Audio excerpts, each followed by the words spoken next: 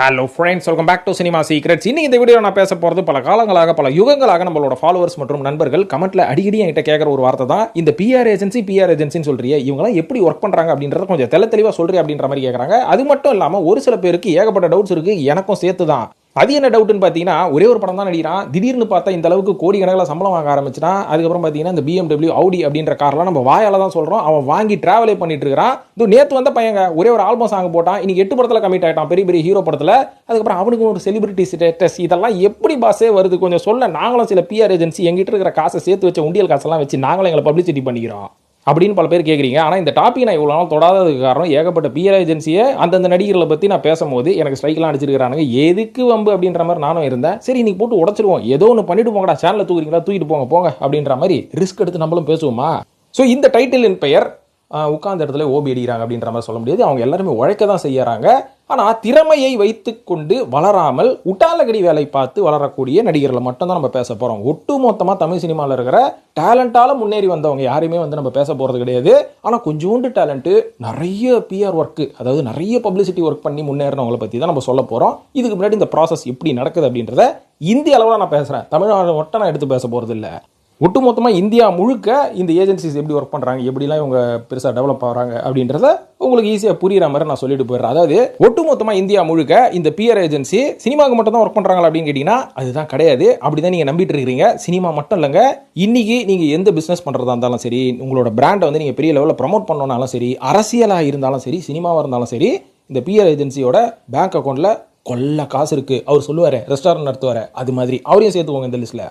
So இவங்க எப்படி work பண்ணுறாங்க அப்படின்னு பார்த்தீங்கன்னா, இன்றைக்கி டேலண்ட் இல்லாத மனிதர்களே கிடையாது. எல்லாருக்கும் ஒரு ஹிடன் டேலண்ட் இருக்கும், அதை கண்டுபிடிக்கிறது தான் நம்மளோட வேலை, நம்மளோட பர்சனல் வேலை, உங்களோட வேலை. உங்ககிட்ட என்ன டேலண்ட் இருக்குதுன்னு நீங்கள் தான் கண்டுபிடிக்கணும். கண்டுபிடிச்சி அதை வெளில எடுத்துகிட்டு வந்து நானும் ஒரு சாதனையாளராக ஆகணும் அப்படின்னு சொல்லி நீங்கள் வேலை பார்க்கும்போது உங்களோட டேலண்ட்டை நீங்கள் வெளில காமிக்கிறீங்க. ஆனால் இந்த பிஆர் ஏஜென்சிஸ் இது எப்படி பூஸ்ட் பண்ணுவாங்கன்னு பார்த்தீங்கன்னா, உங்களுக்கு டேலண்ட் இருந்தால் மட்டும் பத்தாது, பர்செப்ஷனும் வேணும் அப்படின்ற மாதிரி உங்ககிட்ட சொல்லுவாங்க. அது தெளிவான ஒரு வார்த்தை தான். உங்களோட டேலண்ட்டை நீங்கள் உள்ளுக்குள்ளேயே வச்சுட்டு இருந்தா பக்கத்து வீட்டுக்காரனு கூட தெரியாது, அது வந்து பக்கத்து தெருவையும் தாண்டி பக்கத்து ஊரையும் தாண்டி உலகளவில் தெரியணும். அதுக்கு தான் நாங்களாம் ஒர்க் பண்ணுறோம் அப்படின்ற மாதிரி இவங்க சில ஸ்டெப்ஸை வச்சிருக்கிறாங்க. ஸோ உதாரணத்துக்கு பார்த்தீங்கன்னா, இந்த பிஆர் ஏஜென்சி அப்படின்ற ஒரு மேட்ரு நம்மளுக்குலாம் என்னன்னே தெரியாததுக்கு முன்னாடியே பவர் ஸ்டார் சீனிவாசன் அப்படின்ற ஒருத்தர் இருந்தார் பார்த்தீங்களா.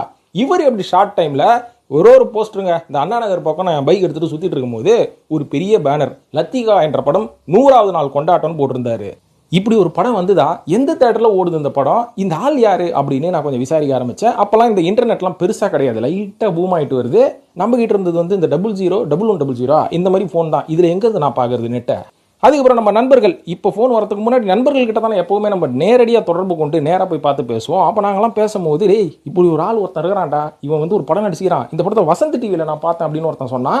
அதுக்கப்புறம் பார்த்தீங்கன்னா, தமிழ்நாட்டிலே ஒரே ஒரு தேட்டரில் தான் ஒன்று இருக்குது. அந்த தேட்டரில் ஒரு 10 பேர் தான் இருக்கிறாங்க. அந்த 10 பேரும் இவரோட சொந்தக்காரனாக தான் இருப்பான். அப்படின்னு இவரை கலாச்சின்னு இருந்தோம். திடீர்னு பார்த்தீங்கன்னா இவரை பற்றி வேற ஒரு போஸ்டர்லாம் வருது. ஆனந்த தொல்லை அப்படின்ற ஒரு படம் ஒன்று வருது, மூலக்கடை முருகன் ஒரு படம் வருது. டேய் யாரா போஸ்டர்லேயே வாழ்றான் அப்படின்னு பார்த்தா சந்தானம் கூட சேர்ந்து நடிச்சுனுக்கிறாரு. சந்தானம் கூட அன்னைக்கு சந்தானம் பீக்கில் இருந்த ஒரு காமெடியன். இவர் கூட வந்து நம்மளால நடிக்க முடியுமா சாதாரணமாக? என்னதான் உங்களுக்கு காமெடி சென்ஸ் இருந்தாலும் பக்கத்தில் சேர்ப்பாங்களா? ஆனால் இது சொந்தமாகவே பப்ளிக் ரிலேஷன் மற்றும் ப்ரமோஷன் பண்ணிய பவர் ஸ்டார் அவர்கள் தான் இது துவக்கி வைத்தார்னு சொல்லலாம். இதுக்கப்புறம் பார்த்தீங்கன்னா பவர் ஸ்டார் அவர்களோட டெக்னிக்கை அவன் ஃபாலோ பண்ண ஆரம்பிச்சிட்டான். ஆனால் இதுக்கு விதை அவர் போட்டது தான். ஸோ இதை பிடிச்சின்னு தான் இன்றைக்கி திவாகர் அதுக்கப்புறம் இன்ஸ்டாகிராமில் பார்க்கல முக்கால்வாசி லூசுங்க இதை தான் பண்ணுகிறானுங்க. ஆனால் இதே டெக்னிக்கை கொஞ்சம் அப்படி ஸ்டேட்டஸோடு சேர்த்து கொஞ்சம் பந்தாவோடு சேர்த்து ஒரு சில நடிகர்கள் இன்றைக்கி அதை ஃபாலோ பண்ணிட்டு இருக்கிறாங்க. அதில் ஒரு சில பேர் வளர்ந்துட்டாங்க, ஒரு சில பேர் கிரிஞ்சாக மாறிட்டாங்க. அதில் வளர்ந்த நடிகர்கள்னு சொன்னால் இந்த பிரதீப் ரங்கநாதனை பற்றி சொல்லலாம். ஸோ இதுக்கப்புறம் ஒரு சில பேரை சொல்லலாம். ஆனால் கொஞ்சம் கிரிஞ்சாக மாறினவங்க நம்ம ஃபீனிக்ஸ் ஸ்டாரு, அதுக்கப்புறம் சூவிங்கம் ஸ்டாரா, அவர் தான் சூவிங்கம் ஸ்டாரில், அதுக்கப்புறம் விஜே பாரு, அதுக்கப்புறம் இந்த அபிஷேக்னு ஒரு ஓட்டவாய் ஒருத்தர் இருப்பார், அதுக்கப்புறம் வேறு யாருங்க ஸ்லீப்பிங் ஸ்டார்னு ஒருத்தர் வந்தார். இதையும் தாண்டி இந்த சோலார் ஸ்டார் சமீபத்தில். ஸோ இது எல்லாமே பார்த்தீங்கன்னா இவங்க வாயை கொடுத்து எதையும் புண்ணாக்கிக்கல, இவங்க வாயை கொடுத்து புண்ணும் ஆக்கிக்கிட்டு அதோடு சேர்த்து இவங்க பிஆர் ஒர்க்கும் பண்ணுறாங்க. இப்போ சிம்பிளாக உங்களுக்கு புரியுற மாதிரி ஒரு மேட்டர் சொல்கிறாங்க. இங்கே ஜெயிக்கிறவங்க எல்லாருமே டேலண்டா அப்படின்னு கேட்டிங்கன்னா சத்தியமாக கிடையாது. அதில் ஒரு 50% டேலண்டாக இருந்தாலும் 50% டுபாகூரான ஆளுங்கெல்லாம் பெரிய லெவலில் போயிடுறாங்க இல்லையா. ஸோ இதுக்கு முக்கியமான காரணம் அவங்க தன்னைத்தானே ப்ரமோட் பண்ணிப்பாங்க, அது ஒரு ஃபேக்டராக இருந்தாலும் இன்னொரு ஃபேக்டர் இவங்க தனியாக இன்னைக்கு இருக்கக்கூடிய காலகட்டத்துக்கு ஏற்ற மாதிரி பிஆர் டீமோ இல்லை பிஆர் பர்சனோ யாராவது ஒருத்தர் வச்சிருப்பாங்க. இவங்க வந்து இவங்களை பப்ளிசிட்டி பண்ணி விடுவாங்க. இதுக்கு ஒரு சிறந்த எக்ஸாம்பிள் தனுஷ்னு ஒரு நடிகர் இருந்தார் பார்த்தீங்களா, அவர் ஆரம்பத்தில் ஒரு 2-3 படம் நடிக்கும் போது அவரை திட்டாத ஆட்களே கிடையாது, அவரை வந்து ஹியூமிலியேட் பண்ணாத ஆட்களே கிடையாது, அவரை உருவகேலி பண்ணாத ஆட்களே கிடையாது. இதுக்கப்புறம் இன்னைக்கு அவர் வந்து ஒரு குடும்பத்தில் ஒருத்தராக இவரை ட்ரீட் பண்ண ஆரம்பிக்கிறாங்க. ஏன் இது தனுஷோட மட்டும் போகாது, விஜய் அவர்களை பற்றி ஆரம்பத்தில் என்னென்னலாம் பேசினாங்கன்னு தெரியும். ஆனால் இன்னைக்கு விஜய் அவர்கள் மாதிரி ஒரு ஆணழகன், அதுவும் அவர் நடித்த படமே அழகிய தமிழ்மகன் அப்படின்ற ஒரு பேரில் டைட்டில் வச்சு ஒரு படத்துக்கு அவர் கரெக்டாகவே இருந்தார் பார்க்கறதுக்கு. ஸோ இதில் இருந்து நம்ம என்ன செய்வோம், என்ன சொல்லுவோம்? தனுஷ் அவர்கள் ஆரம்பத்தில் கொஞ்சம் ஒல்லியாக வடவடன் வத்தல் மாதிரி இருந்தார், இன்னைக்கு வந்து ரொம்ப அழகாயிட்டார்னு சொல்லுவோமா? இல்லை, அன்னைக்கு தனுஷ் அவர்கள் எப்படி இருந்தாரோ இன்னைக்கும் அப்படி தான் இருக்காரு. விஜய் அவர்கள் அன்னைக்கு எப்படி இருந்தாரோ அதிலிருந்து லைட்டாக பட்டிட்டிங்கிறீங்க பார்த்து லைட்டாக கொஞ்சம் வெயிட் போட்டு முகம்லாம் கொஞ்சம் ஊதலாம் கொஞ்சம் நல்லா இருக்காரு, அவ்வளோதான். ஆனால் அந்த விஜய் இந்த விஜயும் வேற வேற விஜய் இல்லை, எல்லா விஜயும் ஒன்று தான். ஆனால் எப்படி நம்ம இன்னைக்கு அதை வந்து ஏற்றுக்கிட்டோம், அவரை வந்து எப்படி ஏற்றுக்கிட்டோம், தனுஷ் எப்படி ஏற்றுக்கிட்டோம் அப்படின்ற மாதிரி கேட்டிங்கன்னா, நம்ம மைண்ட் செட் ஆகிட்டோம், அவ்வளோதான். நம்மளை மைண்ட் செட் பண்ணி வச்சிட்டாங்க. ஆரம்பத்தில் ஒருத்தரை பிடிக்கல, அதுக்கப்புறம் காலப்போக்கில் இவர் எனக்கு பிடிச்சிருக்குது, பார்த்து பார்த்து பழகியாச்சு, மைண்ட் செட் பண்ணியாச்சு அப்படின்ற மாதிரி நம்மளே மைண்ட் செட் பண்ணிக்கிறது இல்லையா? என்னதான் பெண்கள் வந்து பிடிக்காத கணவரையோ இல்லை ஆண்கள் வந்து பிடிக்காத பெண்ணையோ ஆரம்பத்தில் திருமணம் பண்ணாலும் காலப்போக்கில் அவங்க கூட சேர்ந்து வாழ்கிறாங்க பார்த்தீங்களா? இதுக்கு பேர் என்ன? சாக்ரிஃபைஸ் கிடையாது, இதுக்கு பேர் தான் மைண்ட் செட் மாறுதல். ஸோ இந்த மாதிரி தான் ஆரம்பத்தில் இப்போ நீங்கள் திவாகரை எல்லாருமே எதிர்க்கிறீங்க, நாளைக்கு அவரே ஒரு சூப்பர் ஸ்டாராக ஆகலாம், ஏற்றுப்பீங்க. என்ன பண்ணுறது, காலம் எது வேணாலும் மாற்றும் அப்படின்றதுக்கு இவங்கெல்லாம் ஒரு சிறந்த உதாரணம்பா. ஸோ இன்னைக்கு திவாகர் அப்படின்ற ஒரு மனுஷனை யார் வளர்த்து விட்டா அப்படின்னு கேட்டிங்கன்னா, ஃபஸ்ட்டு அல்காரிதம் வளர்த்து விட்டுருச்சு அப்படின்ற மாதிரி சொல்லுவேன். ஏன்னா இந்த திவாகர் அப்படின்றவர் வந்து அந்த அல்காரிதத்தை நல்லா புரிஞ்சு வச்சுக்கிட்டாரு. கஷ்டமோ நஷ்டமோ, பிடிக்குதோ இல்லையோ, லைக் போடுறானோ இல்லையோ, வியூ வருதோ இல்லையோ, தினமும் 2 வீடியோ நான் போட்டுக்கிட்டே போவேன் அப்படின்ற மாதிரி ஆரம்பத்தில் போட ஆரம்பித்தான். ஃபர்ஸ்ட் அந்த ஆளை வந்து எல்லாரும் திட்டிகிட்டு இருந்தாங்க. அதுக்கப்புறம் திட்டிக்கிட்டாச்சும் அந்த ரீலை ஒரு 10-15 செகண்ட் ஆச்சும் பார்க்க ஆரம்பிச்சாங்க. அதுக்கப்புறம் அது 20 செகண்டாக மாறுது. ஸோ இதுதான் நண்பர்களே அல்காரிதம். உங்களை திட்டிக்கிட்டாச்சும் ஒருத்தன் உங்கள் ரீலை பார்த்துக்கிட்டு சிரிச்சுக்கிட்டு இருக்கான் பார்த்தீங்களா? ஸோ அதுதான் அல்காரிதம். அதுதான் வந்து இன்ஸ்டாகிராம் ரீல்ஸுக்கும் யூடியூப் ஷார்ட்ஸுக்கும் வேணும். ஸோ நீங்கள் நல்லவரா கெட்டவரா, நல்லா பண்ணுறீங்களா இல்லையா அப்படின்றதெல்லாம் இந்த யூடியூபுக்கும் ரீல்ஸுக்கும் தேவையே கிடையாது. நீங்கள் மக்கள் எவ்வளோ நேரம் அங்கே சஸ்டைனாக இருக்கீங்க அந்த ரீல்ஸில், அந்த ரீல்ஸை வந்து நீங்கள் எவ்வளோ நேரம் பார்க்குறீங்க அப்படின்றத பொறுத்து தான் இந்த ரீல்ஸ் எல்லாம் வந்து பூஸ்ட் ஆகுது. ஸோ இந்த அல்காரிதம் திவாகருக்கு தெரிஞ்சோ தெரியாமலோ இந்த வேலையை அந்த ஆள் பார்த்தனால அவனோட ரீல்ஸுக்கு ஏகப்பட்ட வியூஸு, இதன் மூலயமாக ரெகுலராக நிறைய ஃபாலோவர்ஸு. ஸோ இந்த ஃபாலோவர்ஸ் இவனுக்கு இவ்வளோ பேர் வராங்களே அப்படின்னு சொல்லி வரக்கூடிய பிராண்ட் ப்ரமோஷனு. அதுக்கப்புறம் சின்ன சின்ன யூடியூபர்ஸ் எல்லாம் நம்மளோட யூடியூப் சேனல் வளரணும்னா இந்த மாதிரியான ஆட்களை வச்சு நம்ம இன்டர்வியூ பண்ணணும் அப்படின்ற மாதிரி சின்ன சின்ன யூடியூப் சேனல் இந்த ஆளை யூஸ் பண்ணி கொஞ்சம் டீசெண்டான சப்ஸ்கிரைபர்ஸ் வாங்குறாங்க. இதுக்கப்புறம் இதே பாணியை கண்டென்ட் இல்லாத நேரத்தில் பெரிய யூடியூபர்ஸும் யூஸ் பண்ணுறாங்க. இந்த ஆளை போகிற போக்கில் சாதாரணமாக எடுத்த வேலைக்காவது இவனை ஏதாவது ஒரு கான்ட்ரவர்சி உள்ள தள்ளி விடுவோன்னு சொல்லி இந்த ஆளை வச்சு அவனுங்களும் வளர்றாங்க, அவங்கள வச்சு இந்த ஆளும் வளர்ந்துட்டு இருக்கலாம். ஸோ இது பேர் தான் இன்டைரக்டாக பண்ணக்கூடிய பிஆர் ட்ரிக்கு. ஸோ இந்த பிஆர் ட்ரிக்கை திவாகர் மாதிரி வளர்ந்து வரக்கூடிய ஆட்களோ இல்லை வேலையை வெட்டியே இல்லாமல் சோம்பேறித்தனமாக வீட்டில் உட்காந்துக்கிட்டு ஏதாவது ஒரு லூஸ்தனமாக பண்ணுறவங்களுக்கு இது செட் ஆகும். ஆனால் ஒரு துறையில் நான் பெரிய லெவலில் போகணும் அப்படின்னு நினைக்கிறவங்க கண்டிப்பாக இந்த ட்ரிக்கை வந்து யூஸ் பண்ணவே முடியாது. ஏன்னா இந்த ட்ரிக்குன்றது ஒரு காயினில் இருக்கிற 2 பக்கம் மாதிரி. இது எப்போ வேணாலும் வந்து கவுத்தடிச்சு உங்களை குப்புற போட்டு குனியை வச்சு குத்துன்னு குத்தவும் செய்யும். இன்னொரு பக்கம் நீங்கள் எதிர்பார்க்காத அளவுக்கு உங்களை வளர்த்தும் விடும். ஸோ இந்த மாதிரியான ஒரு ரிஸ்க்கை வந்து வாழ்க்கையில் மேலே போகணும், பாசிட்டிவாகவே போகணும், ஒரு நல்ல இமேஜோடு போகணும்னு நினைக்கிறேன் எவனுமே வந்து இந்த ரிஸ்க்கை எடுக்க மாட்டான். ஆனால் இந்த மாதிரியான பிஆர் ட்ரிக்கை அந்த மாதிரி பாசிட்டிவான வழியில் வளரக்கூடிய நடிகர்கள் எப்படி பயன்படுத்துவாங்கன்னு பார்த்தீங்கன்னா, அவங்க தான் நம்ம சினிமா நடிகர்கள், செலிபிரிட்டிகள், அரசியல்வாதிகள், பிராண்ட் ஓனர்ஸ். இவங்கெல்லாம் வந்து இந்த பிஆர் டீமை திவாகர் மாதிரி யூஸ் பண்ண மாட்டாங்க. அதுக்கு பதிலாக என் மேலே, என்னோட பிராண்டு மேலே தனிப்பட்ட விதத்தில் ஒரு நம்பிக்கை மக்களுக்கு வரணும். இந்த பிராண்டில் போனால் கண்டிப்பாக நல்லா தான் கிடைக்கும் அப்படின்ற மாதிரி ஒரு நம்பிக்கை வரணும். இந்த நடிகர் ஒரு நல்ல மனிதர், இவருக்காகவே இந்த படத்தை பார்க்கணும். இவருக்கு நடிகிற படங்கள் வந்து என்ன கன்றாவியாக இருந்தாலும் பரவாயில்ல, இவர் ஒரு 100 பேருக்கு சாப்பாடு போடுறாரு, 4 பேருக்கு ஆம்புலன்ஸ் வாங்கி தராரு, 10 பேருக்கு டிராக்டர் வாங்கி தராரு, ஊனமுற்ற ஆட்களுக்கு வந்து ஒரு மறுவாழ்வு கொடுக்குறாரு. இந்த மாதிரியான விஷயங்கள் பண்ணுறதுக்காகவே இவர் படம் தேட்டரில் கன்றாவி கோலமாக இருந்தாலும் கண்ணை மூடிக்கிட்டு டிக்கெட் வாங்கிட்டு போய் உட்காந்துருவேன் அப்படின்ற மாதிரி மக்களோட மனசை மைண்ட் செட் பண்ணணும். நீங்கள் இதுக்கும் பல பிஆர் டீம்ஸ் ஒர்க் பண்ணோம். நான் யாரெல்லாம் சொல்லியிருப்பேன் அப்படின்றது உங்களுக்கு நல்லாவே தெரிஞ்சிருக்கும். ஸோ இதுக்கு இவங்க உங்களை எப்படி ரெடி பண்ணுவாங்க அப்படின்ற மாதிரி பார்த்துக்கிட்டிங்கன்னா, எடுத்தோன்னே நீங்கள் ஒரு சோஷியல் மீடியாலேயோ ஒரு யூடியூப்லேயோ போயிட்டு உங்களோட மனசில் இருக்கிறத வெளிப்படையாக நீங்கள் பண்ணவே கூடாது. அதுக்கான பர்மிஷனை பிஆர் டீம், பிஆர் ஏஜென்சி உங்களுக்கு கொடுக்க மாட்டாங்க. ஏன்னா நீங்கள் போய் அங்கே சரண்டர் ஆகிட்டீங்க காசு கொடுத்து, என்னை எப்படியாவது வளர்த்து விடு அப்படின்ற மாதிரி. ஸோ அவங்க சொல்கிறத தான் நீங்கள் கேட்கணும். அதில் ஃபஸ்ட்டு விஷயமே அவங்க என்ன சொல்லுவாங்கன்னா, எங்கே மைக்கு கொடுத்தாலும் ஸ்கிரிப்டடாக பேசு, நாங்கள் தரோம் ஸ்கிரிப்டு. நீ வந்து ஒரு பொது நிகழ்ச்சியில் உட்காந்தாலும் சரி, ஒரு அரசியல் மேடையாக இருந்தாலும் சரி, ஒரு சட்டசபையாக இருந்தால் கூட சரி, வாயை திறக்காத, எல்லாத்தையும் கேட்டுக்கிட்டு கம்முனுவா, நாங்களும் அதை பார்த்துக்கிட்டே இருப்போம். அதுக்கப்புறம் உனக்கு நான் ஒரு ஸ்கிரிப்ட் தரேன், அந்த ஸ்கிரிப்டை அடுத்த வாட்டி போய் பேசு, வேறு லெவலில் அந்த வீடியோ நாங்கள் பூஸ்டப் பண்ணி விட்றோம் அப்படின்ற மாதிரி ஃபஸ்ட்டு ஸ்கிரிப்ட் விஷயத்தில் ஆரம்பிப்பாங்க. அடுத்ததாக நீ என்ன ட்ரெஸ்ஸு போடணும். சும்மா வந்து உனக்கு வீட்டில் இருக்கிற ட்ரெஸ்ஸு, இந்த பழைய டிஷர்ட்டு, கிழிஞ்சி போன ஷார்ட்ஸ் எல்லாம் போட்டுலாம் போகக்கூடாது. ஏப்பா அதை கூட போட்டு ஒருத்தன் பாப்புலர் ஆகிடுறான், அதுவும் வந்து பிஆர் ஒர்க்கு தான். ஒருத்தன் ஷார்ட்ஸோட அவார்டு ஃபங்க்ஷன்லாம் போயிருக்கிறான் பார்த்தீங்களா, அதுவும் பிஆர் ஒர்க்கு தான். அதை கூட நீங்கள் தப்பாக நினச்சிடாதீங்க சிம்பிளிசிட்டின்னு சொல்லி. ஸோ இந்த மாதிரி எந்த ட்ரெஸ்ஸை எங்கே போட்டுட்டு போகணும் அப்படின்ற மாதிரி அவங்க தான் உங்களுக்கு வந்து டிசைட் பண்ணி சொல்லுவாங்க. நீங்களாம் வந்து எந்த ட்ரெஸ்ஸையும் போட்டுக்கலாம் போகக்கூடாது. ஸோ இதுவும் ஒரு அப்பியரன்ஸ் லெவல்லையும் இவங்க தான் உங்களை ரெடி பண்ணுவாங்க. இது மட்டும் இல்லாமல் எந்த நேரத்தில் எமோஷனலாக பேசணும் அப்படின்றதையும் அவங்க சொல்லிடுவாங்க. அதாவது இன்றைக்கி இருக்கக்கூடிய காலகட்டத்தில் பல நடிகர்கள் ஷார்ட் டைமில் பெரிய லெவலில் பாப்புலரான நடிகர்களோட பேட்டிகளெல்லாம் பாருங்களேன், நல்ல ஆரம்பத்தில் நல்லா பேசிக்கிட்டே இருப்பானுங்க, திடீர்னு தத்துவம் பேச ஆரம்பிச்சிருவாங்க விஜய் ஆண்டனி மாதிரி. அதுக்கப்புறம் பார்த்தீங்கன்னா திடீர்னு எமோஷனலாக பேசுவாங்க. இது எல்லாமே அவங்க சொல்லி கொடுக்குறது தான். ஸோ இதையும் நீங்கள் ஃபாலோ பண்ணணும். அதுக்கப்புறம் அதிகமான மேரேஜுகளுக்கு போகிறதுக்கு பதிலாக அதிகமான டெத்து வீட்டுக்கு போ. யாராவது ஒரு பெரிய ப்ராப்ளம் இறந்துட்டாரா, ஆளாக போய் நில்லுப்போ. ஸோ இதுவும் ஒரு பாப்புலரான ஸ்டெப்பு இவங்க ஃபாலோ பண்ணக்கூடியது அப்படின்னு சொல்லலாம். அதுக்கப்புறம் இன்ஸ்டாகிராம், யூடியூப்பில் நிறைய இன்டர்வியூஸ் கொடு. யார் இன்டர்வியூ கேட்டாலும் கொடு. ஆனால் அந்த இன்டர்வியூ கொடுக்குறதுக்கு முன்னாடி கொஷின்ஸ் எல்லாம் வாங்கிக்கோ. உலகநாயகன் கமலஹாசன் மாதிரி அது எங்கிட்ட கொடு. அது என்ன ஆன்சர் பண்ணணும்னு நாங்கள் சொல்கிறேன்.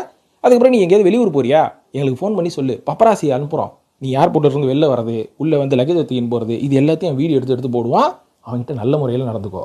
அது மட்டும் முக்கியம் இல்லை, அவனுக்கு முன்னாடி வித்தியாசமான காஸ்டியூம்ஸில் போய் நில்லு. அந்த காஸ்டியூம்ஸ் வந்து என்ன அப்படின்றத அவன் டீகோட் பண்ணுவான். நீ என்ன வாட்ச் போட்டிருக்க, என்ன ஜட்டி போட்டிருக்க, என்ன செருப்பு போட்டிருக்க அப்படின்றத வச்சு ஒரு 10 பேர் 15 வீடியோ போடுவான். அது மூலியமாக நீ பாப்புலர் ஆவ. இதையும் தாண்டி உன் படம் ரிலீஸ் ஆக போதா, அந்த ரிலீஸுக்கு ஒரு 2 மாதத்துக்கு முன்னாடியே சென்சேஷனலான இன்டர்வியூவாக கொடுக்குறது எல்லாமே. படத்தை பற்றி நீ பேசவே கூடாது, உன் பர்சனல் லைஃப்பை பற்றி பேசணும். படத்தை பற்றி ஒரு 5% தான் பேசணும். மீதி 95% உன் வாழ்க்கையில் நடந்த சோகம், நீ இந்த இடத்துக்கு வந்து போராட்டங்கள், அந்த போராட்டத்தில் நீ கற்றுக்கிட்டது, மோட்டிவேஷனு, இது எல்லாத்தையும் பேசணுமே தவிர படத்தை பற்றி தப்பி தவறி கூட நீ பேசிடக்கூடாது.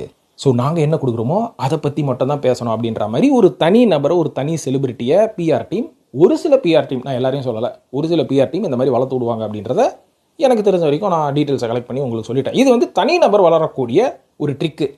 இதே ஒரு படத்தை ப்ரமோஷன் பண்ணணும் எப்படி பண்ணலாம்? அந்த காலகட்டத்தில் தான் ஒரு படத்தை வந்து ப்ரமோஷன் பண்ணணும், மக்கள் மத்தியில் கொண்டு போய் சேர்க்கணும் அப்படின்ற மாதிரி இருக்குதுன்னா என்ன பண்ணுவாங்கன்னா, ஒரு மீடியா, ஒரு ப்ரெஸ் ரிலீஸ் அப்படின்ற மாதிரி, ஒரு ப்ரெஸ் ஷோ அப்படின்ற மாதிரி ஒன்று போடுவாங்க. படம் ரிலீஸுக்கு ஒரு நாளைக்கோ 2 நாளைக்கோ முன்னாடி பத்திரிகையாளர்கள் எல்லாரையும் ஒரு தேட்டரில், ஒரு ப்ரைவேட் தேட்டரில் கூப்பிட்டு படத்தை போட்டு பார்த்து அவங்களுக்கு snacks, bajji, bonda, tea, coffee எல்லாம் கொடுத்து, கையில் கவரில் ஒரு 500 ரூபா கொடுத்து எங்கள் படத்தை பற்றி கொஞ்சம் நல்லா பேசுங்க அப்படின்ற மாதிரி சொல்லி அட்வைஸ் பண்ணி கெஞ்சி கூத்தாடி அனுப்புவாங்க. இன்றைக்கி அதெல்லாம் தேவையில்லை நண்பர்களே. தேவையே இல்லைன்னு சொன்னாலும் அதெல்லாம் பாரம்பரியமாக நடந்துக்கிட்டு தான் இருக்குது. ஆனால் அதன் மூலியமாகத்தான் தேட்டர் டிக்கெட்டாக கன்வெர்ட் ஆகுதா படம் அப்படின்னு கேட்டிங்கன்னா இல்லை. அதுக்கு பின்னாடி பிஆர் டீம் ஒர்க் பண்ணுவாங்க. ஒரு காலகட்டத்தில் பாலிவுட் இண்டஸ்ட்ரியில் தான் இந்த பிஆர் ஏஜென்சிஸ் பயங்கரமாக ஒர்க் பண்ணிட்டு இருப்பாங்க. ஆனால் இன்றைக்கி எல்லா லாங்குவேஜ் மொழிகளிலும், எல்லா லாங்குவேஜ் மொழிகள் எல்லாம் ஒன்று தானே, எல்லா இண்டஸ்ட்ரியிலும் வந்துருச்சு அப்படின்ற மாதிரி சொல்லுவேன். உதாரணத்துக்கு ஒரு படம் ரிலீஸ் ஆகுது, இந்த படத்தை போட்டு பார்த்ததுக்கப்புறம் சல்லி பைசாக்கு தேராது இந்த படம், ஆனால் தேட்டரிக்கலாக கன்வெர்ட் ஆனால் தான் இது ஓடிடிலையும் டிவிலையும் நல்ல வேலைக்கு போவோம். ஸோ இந்த படத்தை வந்து பயங்கரமாக பூஸ்ட் பண்ணி அட்லீஸ்ட் ஒரு 3 நாளாச்சும் தேட்டருக்கு வர வைக்கணும் அப்படின்ற மாதிரி கேம்பிளிங் மாதிரி ஆயிடுச்சு நீ இருக்கிற சினிமா. ஸோ இந்த மாதிரி 3 நாள் ஓடினாலே போதும் அப்படின்றது கேம்பிளிங் தானங்க. ஸோ அந்த மாதிரி சினிமாவை ஆக்கி விட்டுட்டானுங்க. அந்த காலகட்டத்தில் படங்கள் வந்து 100 நாள், 200 நாள், அதுக்கப்புறம் 1 வருஷம், சந்திரமுகிலாம் 2 வருஷம் போச்சு. அந்த காலகட்டம்லாம் மலை ஏறி போச்சுன்னு சொல்லலை, இவனுங்களே வந்து இதை சூதாட்டம் மாதிரி மாற்றி விட்டுட்டானுங்க. ஏன்னா நான் சொன்ன மாதிரி ஸ்டுடியோஸ்லாம் வந்து இன்றைக்கி படம் ப்ரொடியூஸ் பண்ணாதனால கேம்பிளிங்க்கு இன்றைக்கி 10 ரூபா படம் 20 ரூபா கிடைக்கும்னு சொல்லி ஒரு சில கம்பெனிஸ் எல்லாம் வந்து படத்தை ப்ரொடியூஸ் பண்ண ஆரம்பிச்சாங்கல்ல, அப்போ சூதாட்டமாக தான் மாறும் சினிமா. ஓகே, டாபிக் உள்ள வரேன். எப்படி இந்த மாதிரியான படங்களை வந்து இவங்க வந்து ஒரு அவேர்னஸ்ன்ற பாருங்க, ஒரு எதிர்பார்ப்பு கிரியேட் பண்ணுவாங்க, ஒரு எக்ஸ்பெக்டேஷன், ஒரு கியூரியாசிட்டி எப்படி கிரியேட் பண்ணுவாங்கன்னு பார்த்தீங்கன்னா, சோஷியல் மீடியாவில் இந்த படத்தை பற்றி பயங்கர கான்ட்ரோவர்சியல் டாக்ஸ் போகும். இந்த படத்தில் ஏதாவது ஒரு சீன் எடுத்துட்டு இந்த படத்தில் இப்படிலாம் பேசியிருக்காங்க தெரியுமா, இந்த மாதிரியான சீன்ஸ்லாம் இருக்குது தெரியுமான்னு சோஷியல் மீடியாவில் பயங்கரமாக சர்க்குலேட் பண்ணுவாங்க. இது மட்டும் இல்லாமல் இந்த படத்தோட கண்டென்ட்டோட சேர்த்து ஒரு சில ப்ரமோஷன் போகும். உதாரணத்துக்கு அப்படின்ற ஒரு படம் வந்தது பார்த்தீங்களா, நம்ம விக்ரம் அவர்கள் நடித்த இந்த படத்தோட ப்ரமோஷன் எந்த லெவலில் வந்து சங்கர் அவர்கள் எடுத்துகிட்டு போனார் அப்படின்ற மாதிரி பார்த்தீங்கன்னா, சங்கர் அவர்கள் அந்த காலகட்டத்திலேருந்து இந்த பிஆர் மைண்ட் செட்டோட தான் இருப்பார். ஏன்னா ஜீன்ஸ்னு ஒரு படம் வரும்போது இந்த படத்தோட ஆடியோ கேசட் வந்து ஒரு ஜீன்ஸ் பேக்கெட்டில் வச்சு கொடுத்தாங்க. ஸோ இதே ஒரு மிகப்பெரிய பப்ளிசிட்டி அந்த காலகட்டத்தில். அதே மாதிரி படம் வரும்போது அந்த ஆடியோ லான்ச்சுக்கு பாடி பில்டர்ஸ் அர்னால்ட் ஷ்வார்ஸ்நெகர்லாம் வந்தார். இதுவே மிகப்பெரிய ஒரு பிஆர் ஆக்டிவிட்டி தான். ஸோ சங்கரோட படத்தில் அது எல்லாமே இருக்கிறனால தான் சங்கர் வந்து நம்ம பிரம்மாண்ட இயக்குனர் அப்படின்ற மாதிரி நம்ம கொண்டாட ஆரம்பித்தோம். ஏன்னா அவரோட பிரம்மாண்டம் ஆன் ஸ்க்ரீனில் மட்டும் இருக்காது, அந்த படம் டாப் டு பாட்டம் அந்த படம் ரிலீஸ் ஆகிற வரைக்கும் அந்த படத்தை வந்து ஒரு பிரம்மாண்டமாக கொண்டு போவார். இன்னைக்கு எவனுமே அதை பண்ணுறதில்ல. ஆனால் கேட்டால் சங்கரோட கம்பேர் பண்ணி நானும் ஒரு பிரம்மாண்டமான இயக்குனர் அப்படின்ற மாதிரி காமிச்சிக்கிறாங்க.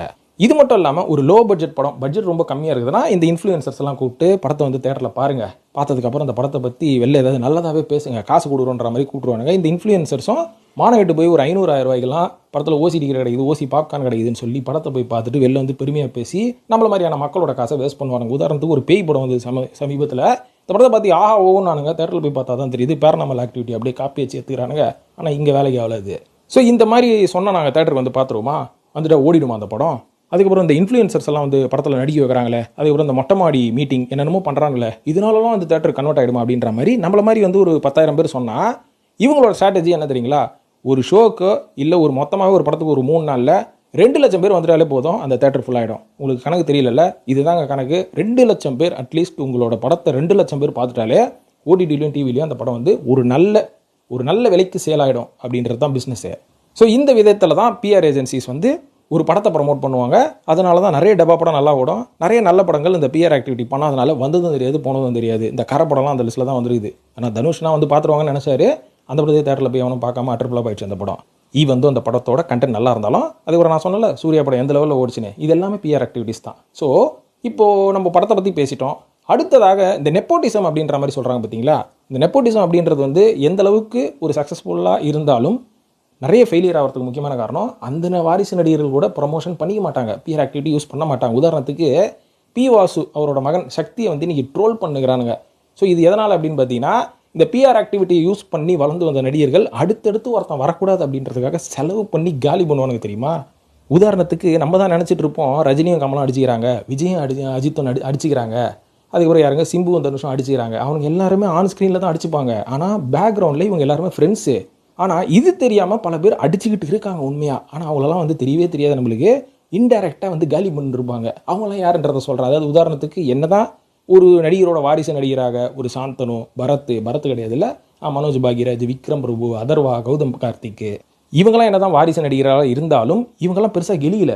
ஆனால் ஃப்ரம் த ஸ்க்ராட்ச் ஒருத்தன் வந்தான் அப்படின்னு பார்த்தீங்கன்னா நம்ம சிவகார்த்திகேயனை சொல்லலாம், விஜய் சேதுபதி, ஆர்ஜே பாலாஜி, விஜய் ஆண்டனி, விஷ்ணு விஷால், சூரி, இவங்கெல்லாம் எப்படி வந்தாங்கன்னா 100 to 200% இவங்க பிஆர் ஆக்டிவிட்டியை செஞ்சு தான் வந்தாங்கன்றதை நான் சொல்லுவேன். நல்லது தானப்பா, ஸ்க்ராட்ச்லேருந்து வந்துருக்கிறாங்க, பெரிய லெவலில் போகலாமே அப்படின்ற மாதிரி கேட்டிங்கன்னா தப்பே இல்லைங்க, போகலாங்க. ஆனால் இவங்க வந்ததுக்கப்புறம் இதில் ஒரு சில பேர் என்ன தெரியுங்களா பண்ணுவாங்க, எனக்கு காம்படிட்டரை ஏன் வந்தாலும் காலி பண்ணலாம் அப்படின்ற மாதிரி அதே பிஆர் டீம் வச்சு அடுத்தவனை இவனோட காம்படிட்டர்னு ஒருத்தன் வரான் பார்த்தீங்களா, அவனை காலி பண்ணிடுவானுங்க. அது தெரியுமா உங்களுக்கு? அது பல பேருக்கு தெரியவே தெரியாது. இந்த பிஆர் டீம் வச்சு இவனுங்களும் ப்ரொமோட் ஆவானுங்க, இந்த பிஆர் டீம் வச்சு இவனுக்கு அடுத்தவனையும் காலி பண்ணுவானுங்க. ஏன்னு பார்த்தா இவனுக்குள்ள ஹெல்த்தி போட்டியே இருக்காது. இந்த பிஆர் டீமை வச்சு கொஞ்சோண்டு டேலண்ட் வச்சு ஸ்க்ராட்சிலிருந்து நான் முன்னேறணும்னு சொல்லி எமோஷனலாக மேடை பேசுகிறானுங்க பார்த்தீங்களா, இவனுங்களில் 50%க்கும் மேலே எவனுக்குமே எத்திக்ஸே இருக்காது. நான் வந்து ஒரு டேலண்ட்டு சும்மா இத்தினோண்டு டான்ஸ் ஆட தெரிஞ்சு நான் மேலே வந்துட்டேன், மைக்கு பிடிச்சி நல்லா பேச தெரிஞ்சு மேலே வந்துட்டேன், காமெடி பண்ணி நான் மேலே வந்துட்டேன், அதுக்கப்புறம் மியூசிக் போட்டு நான் மேலே வந்துட்டேன் அப்படின்ற மாதிரி ஒரே ஒரு ஸ்கில்லை வச்சு இவனுக்கு எல்லாருமே மேலே வந்துருவானுங்க. ஆனால் இந்த மாதிரி ஒரு ஸ்கில்லை வச்சு வரவன எல்லாருக்கும் வந்து ஸ்டார் ஸ்டேட்டஸ் அப்படின்னு கிடைக்கிறதுன்றது எந்த விதத்துலையும் நியாயம் கிடையாது. ஏன்னா மல்டி டேலண்டடான ஆட்கள் மட்டும்தான் ஒரு ஸ்டார் ஸ்டேட்டஸ் கிடைக்கிறோம். செலிபிரிட்டி அப்படின்றவன் வந்து நீங்கள் எது பண்ணாலும் செலிபிரிட்டி தான், திவாகரே செலிபிரிட்டி தான். ஆனால் ஸ்டார் அப்படின்ற ஒரு ஸ்டேட்டஸ்க்கு வந்து நீங்கள் மல்டி டேலண்டடாக இருக்கணும். ஆனால் மல்டி டேலண்டடாக இருக்கக்கூடிய ஆட்கள் கூட ஜெயிக்க மாட்டாங்க.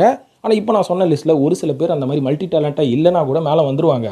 இந்த லிஸ்ட்டு நான் சொன்னவங்களோட முடியல, இன்னும் நிறைய பேர் பிஆர் ஆக்டிவிட்டி பண்ணி மேலெலாம் வந்துட்டு இருக்கிறாங்க. அதெல்லாம் அந்த லிஸ்ட்டு சொன்னால் பெருசாக போகும். ஸோ இவங்க என்ன பண்ணுவாங்கன்னா, எனக்கு ஒரு காம்படிட்டர் வந்தால் தானங்க நான் வந்து ஒரு எதிர்த்து நின்று அவனுக்கு போட்டியே ஒரு படம் கொடுக்க முடியும். இப்போ ஒரு விஜயோ அஜித்தோ இவங்க 2 பேருமே மல்டி டேலண்டடு. இவங்க 2 பேருமே பார்த்தீங்கன்னா நல்லா ஹெல்த்தியாக அடிச்சுப்பாங்க. இவங்களோட படத்தை பற்றி அவங்க ரசிகர் பேசுவாங்க. அதுக்கப்புறம் இவங்க வந்து அதுக்கு காம்படிஷனாக ஒரு படம் கொடுப்பாங்க. அர்னால்டு கூட ஒரு பேட்டியில் சொல்லியிருப்பாரு, அதாவது நான் வந்து பிரிடேட்டர் டெர்மினேட்டர் நடிச்சுன்னு இருக்கும்போது சில்வஸ்டர் ஸ்டலோன் அந்த பக்கம் அவன் ரேம்போ ராக்கின் படம் நடிச்சிட்டு இருந்தான், எவன் வந்து அதிக பேரை கொள்றான், எவன் பெரிய மசில்ஸ் வச்சுக்கிறான் அப்படின்னு எங்கள் 2 பேருக்குள்ள போட்டி அப்படின்ற மாதிரி சொல்லுவாங்க. அதுதான் தொழில் போட்டி. ஆனால் நான் சொன்ன இந்த பிஆர் ஆக்டிவிட்டி பண்ணி மேலே வரேன் எவனுக்குமே தொழில் போட்டி இருக்காது. ஏன்னா அவனுக்கே டேலண்ட் பெருசாக இருக்காது இல்லைங்களா. அதனால் நம்மளும் வரணும், நம்மளுக்கு காம்படிஷனாக வரணும், காலி பண்ணணும் அப்படின்ற ஒரு மோட்டிவில் தான் சுற்றுவானுங்க. இதுக்கு என்ன பண்ணுவானுங்கன்னா, பொம்பளை விஷயத்தில் ஏதாவது ஒரு நடிகரை இவனுக்கு காம்படிஷன் இவனுக்கு ஈக்குவலாக இவனோட படமாக ஓடுதுன்னு தெரிஞ்சிச்சுன்னா அந்த பிஆர் டீம் வச்சு அவன் ஏதாவது பொம்பளை விஷயத்தில் மாட்டுறானா, இல்லை அவன் வந்து ஏதாவது ஒரு ட்ரக் கேஸில் மாட்டுறானா, ஆக்சிடென்ட் பண்ணி மாட்டுறானா, அதுக்கப்புறம் ஏதாவது தப்பாக பேசி மாட்டுறானா அப்படின்ற மாதிரி வெயிட் பண்ணிட்டு இருப்பானுங்க கண்டென்ட்டுக்காக. அதை வச்சு அவனை காலி பண்ணிருப்பானுங்க. இது மட்டும் இல்லாமல் இவங்களை நம்ம இங்கே பார்க்கவே முடியாதுங்க. இப்போ நான் சொல்கிற இன்னைக்கு காலகட்டத்தில் வளர்ந்த நடிகர்களை நீங்கள் எடுத்துவாங்க, யாரையாவது இங்கே இருக்கிற பக்கத்தில் இருக்கிற டீ கடை, இல்லை நம்ம சென்னையில் இருக்கக்கூடிய ஏதாவது ஒரு கஃபே, அதுக்கப்புறம் நல்லா காஸ்ட்லியான 5 ஸ்டார் ஹோட்டலு, இதெல்லாம் நீங்கள் பார்த்துருக்கீங்களா? கேட்டால் ஈஸியார்னு ஈஸியார்லாம் இவங்க வந்து பங்களா வச்சுக்கிட்டு ஜாலியாக சுற்றிட்டு தான் இருப்பாங்களே தவிர இவங்க அங்கே இருக்கிற கஃபே எதுக்குமே போக மாட்டாங்க. இவங்க அதிகப்படியாக ஷூட்டிங் முடிஞ்ச கையோட வெளிநாட்டுக்கு போயிடுவாங்க. அவள் தான் ஜம்ப் பண்ணுறதே வந்து தாய்லாந்து, லண்டனு, மலேசியா அப்படின்ற மாதிரி தான். அங்கே தான் அவங்க டைம் ஸ்பெண்ட் பண்ணுவாங்க. அடுத்த படம் அவங்க சைன் பண்ணுற வரைக்கும், அது வரைக்கும் இங்கே ஆளே நடமாட்டமே இருக்காது. நம்ம தான் நினச்சின்னு இருப்போம், சரி நம்ம தலைவரோட வீடு ஈசிஆரில் இருக்குதுல்ல, அங்கே தான் இருப்பார். அங்கெல்லாம் இருக்கவே மாட்டானுங்க. எனக்கு தெரிஞ்சு வாரத்தில் ஒரு நாள் இருக்கிறதே பெரிய விஷயம் அங்கெல்லாம். ஸோ இவங்க மீதி நாள் எல்லாமே இந்த மாதிரி வெளிநாட்டில் தான் செலவு பண்ணுவாங்க. அப்போ அவ்வளோ காசு இருக்குது. ஆனால் ஆமாம், அங்கே ஒரு படத்துக்கு 18 கோடி வாங்குறாங்க, இல்லை ஒரு 20 கோடின்னு ஆவரேஜாக வச்சுக்கோங்க. அதுக்கப்புறம் இல்லாமல் அவங்க ஒரு மார்க்கெட் ஷேர் ஒன்று எடுத்துப்பாங்க. ஸோ வருஷத்துக்கு ஒரு 100 கோடி சம்பாதிக்கிறான்னா வெளிநாட்டில் அந்த ஒரு வருஷத்துக்கு 1 கோடி ரூபா அவன் செலவு பண்ண மாட்டானா? யோசிச்சு பாருங்கள். ஸோ இந்த மாதிரி எல்லாம் கூட நடக்கும். ஸோ இதனால தான் பார்த்தீங்கன்னா இங்கே லோக்கலில் போனால் எங்கேயாவது போய் மாட்டிப்போம் வாயை கொடுத்து. அதுக்கு உள்ளூர்லேயே இருக்க வேணாமே, ஷூட்டிங்கில் இருக்கிறேன், ட்ராவலிங்கில் இருக்கிறேன்னு சொல்லிட்டு ஓடி போயிடுவாங்க. ஸோ இதே மாதிரி தான். இதே மாதிரி வந்து ஒரு எக்ஸாம்பிளுக்கு நம்ம சொல்லணும்னா, இப்போ ஜான்வி கபூர் எடுத்துக்கோங்க. ஆரம்பத்தில் ஸ்ரீதேவி பொண்ணுன்னு இருந்தவங்கள இந்த பிஆர் ஏஜென்சிஸ் எல்லாம் வந்து கொஞ்சம் ஒர்க் அவுட் பண்ணி இவங்களை வந்து ஒரு ஃபிட்னஸ் கேர்ளாக மாற்றினாங்க. அதுக்கப்புறம் பார்த்தீங்கன்னா ஸ்ரீதேவி பொண்ணுன்றதையும் தாண்டி ஒரு ஃபிட்னஸ் ஏஞ்சல் நம்ம ஜான்வி கபூர் அப்படின்ற மாதிரி கொண்டு வந்தாங்க. நம்ம விஜய் ஆண்டனி அவர்களை ஒரு ஆக்டர் அப்படின்ற ஒரு போர்வையிலேருந்து ஃபிலாசபர் ஆகிட்டார் அவர். ஏன்னா எந்த இடத்துல மைக் கொடுத்தாலும் ஃபிலாசபி தான் பேசிகிட்டு இருக்காரு. படங்களை பற்றி பேசுகிறதோ, ஒரு நடிப்பு பற்றி பேசுகிறதோ, வித்தியாசமான கதாபாத்திரம் நான் பண்ணுறேன் அப்படின்றத பற்றி பேசுகிறதோ கிடையாது. அவரோட படங்கள் தான் வித்தியாசமாக இருக்கும். பட் விஜய் ஆண்டனி எல்லா இடத்துல விஜய் ஆண்டனியாக தான் இருப்பார். அதுக்காக அவரோட படங்கள் எனக்கு பிடிக்காதுன்னு கிடையாது. விஜய் ஆண்டனி அஸ் அ பர்சனாக எனக்கு பிடிக்கும், அவரோட படங்கள் பிடிக்கும். பட் இருந்தாலும் விஜய் ஆண்டனியோட டிரான்ஸ்மிஷன் பாருங்கள், டிரான்ஸ்ஃபர்மேஷன் பாருங்கள். ஒரு ஆக்டர் டு ஃபிலாசபர். சூரி அப்படின்றவர் ஒரு காமெடியன் டு புரட்சி நடிகர். புரட்சி நடிகர் நல்லா நோட் பண்ணுங்க, ஒரு நடிகர் கிடையாது, ஒரு புரட்சி நடிகர். ஏன்னா அவர் தேர்ந்தெடுக்கக்கூடிய கதைகள் எல்லாமே புரட்சியாக இருக்குது. இது எல்லாத்துக்கும் முக்கியமான காரணம் பிஆர் ஏஜென்சி தான். ஆர்ஜே பாலாஜி அப்படின்றவர் ஒரு ஆர்ஜே, ஒரு காமெடியன். இன்னைக்கு ஒரு சீரியஸான வில்லன், ஒரு இயக்குனர், ஒரு மிகப்பெரிய மாசு இயக்குனர் அப்படின்ற ஒரு இமேஜ் வந்தாச்சு. ஸோ இந்த மாதிரி தான் பிஆர் ஏஜென்சிஸ் ஒர்க் பண்ணுவாங்க. ஸோ ஒரு காலகட்டத்தில் இதெல்லாம் வந்து தேவையா, உண்மையாகவே இதெல்லாம் நம்மளுக்கு தேவையா, ரசிகர்களுக்கு தேவையா, மக்களுக்கு தேவையா அப்படின்ற மாதிரி பார்த்தீங்கன்னா இது ஒரு கிளாமர் இண்டஸ்ட்ரி. ஸோ இந்த இண்டஸ்ட்ரியை பொறுத்த வரைக்கும் ஒரு பொருளை வாங்கி விற்கணும்னு கிடையாது, ஒரு மிகப்பெரிய சர்வீஸ் வந்து மக்களுக்கு கொடுக்கணும்லாம் கிடையாது. உங்களை என்டர்டெயின் பண்ணணும், உங்களை எப்போவுமே ஒரு சின்ன மாய உலகத்திலே வச்சுக்கணும் அப்படின்றது தான் இவங்களோட வேலை. ஸோ இதுக்காக இவங்க யூஸ் பண்ணுறது தான் இந்த சோஷியல் மீடியா, இந்த பிஆர் அப்படின்றதெல்லாம் நண்பர்களே. இது வந்து ஒரு காலகட்டத்தில் பாலிவுட்டில் இருந்தது. அதனால் பாலிவுட் அந்த காலகட்டத்தில் பயங்கரமாக நாசமாச்சு. அதுக்கப்புறம் இன்றைக்கி அதை புரிஞ்சிக்கிட்டு கண்டென்ட் ஓரியன்டாக, ஆக்டிங் ஓரியன்டாக இன்றைக்கி நிறைய படங்கள் அவங்க கொடுக்க ஆரம்பிச்சிட்டாங்க.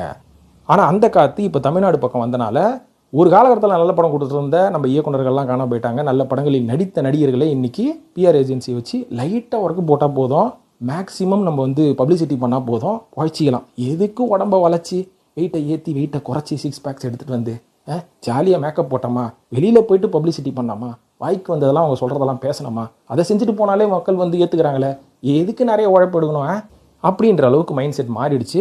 இது வந்து இப்போதைக்கு கொஞ்சம் அப்படியே ஜாலியாக போயிட்டுருக்கு. அதுக்கப்புறம் இண்டஸ்ட்ரி ரொம்ப டவுன் ஆனதுக்கப்புறம் மறுபடியும் இதை புரிஞ்சுக்கிட்டு நடிகர்கள் நல்ல ஸ்கிரிப்டை கொடுப்பாங்க, நல்ல நடிப்பை கொடுப்பாங்க. மறுபடியும் இன்றைக்கி பாலிவுட் எப்படி ரீகெயின் ஆச்சோ அந்த மாதிரியான சில விஷயங்கள் மறுபடியும் நடக்க ஆரம்பிக்கும். அது வரைக்கும் இந்த பிஆர் ஏஜென்சி இப்படி தான் போயிட்டுருக்கோம். இது வந்து ஒரு பிஸ்னஸ் ட்ரிக்கு தான். இது அவங்கள சொல்லியும் குறை கிடையாது. நீ மக்களை பார்க்க வைக்கணும் அப்படின்றதுக்கு இவங்க எடுக்கக்கூடிய ட்ரிக்ஸ் அப்படின்னு சொல்லி இந்த வீடியோ முடிச்சுக்கிறேன். இது பற்றிய கருத்துக்களை இப்போ வந்து நீங்கள் கண்டிப்பாக கமெண்ட்டில் பதிவு பண்ணுங்கள். கண்டிப்பாக 100% இதுக்கு கான்ட்ரடிக்ஷன் இருக்கும். அதையும் சொல்லுங்கள், நம்ம பேசுவோம் நண்பர்களே. நன்றி, வணக்கம்.